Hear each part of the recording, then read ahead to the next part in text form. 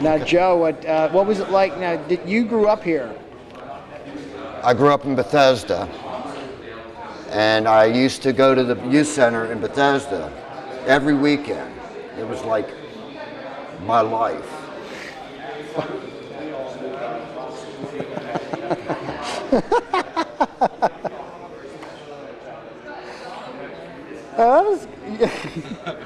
What happened? Somebody said goodbye to me, but he's in the shot now. So I was like, do you want to, why don't you do that again one more time? Just say you grew up in Bethesda. Yeah, I grew up in Bethesda, and I used to go to the Bethesda Youth Center every weekend. It was my life. I'd see all my favorite local bands. My favorite was the Velours. And I was so amazed to see pictures of them, and it was just like bringing back so many memories. As I got a little older, I started coming out to Wheaton Youth Center. And who did you see here? Do you remember some of the shows you saw at Wheaton?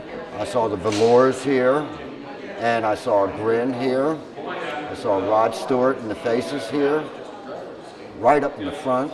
It was a thrill. To this day, Rod Stewart is still one of my heroes. And I saw Dr. John here. And that was a trip. That was a trip. And I also found out who The Voice was. Back when I was in high school, I used to have some extracurricular activities, money making. I'd sell some naughty things. One day I got a letter in the mail. The police are on to you, brother.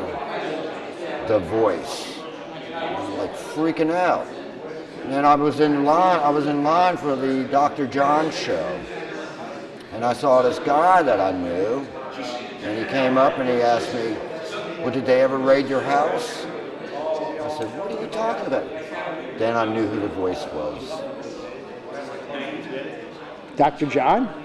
Not Dr. John, this kid out there in line that used to come over to my house and buy naughty things from me. Oh, I see. Well, tell me about the Rod Stewart. You said that was what was it like to see Rod Stewart in a place like this? Well, back then, this place seemed a lot bigger to me. Remember Alexandria Roller Rink and, venues like that? It was more common to see a major rock act in a smaller place. I don't think the days of like arenas had really gotten off the ground yet. But this was still a small place to see a major act like Rod Stewart or Dr. John. You'll never see something like that happen nowadays. It was very, very intimate.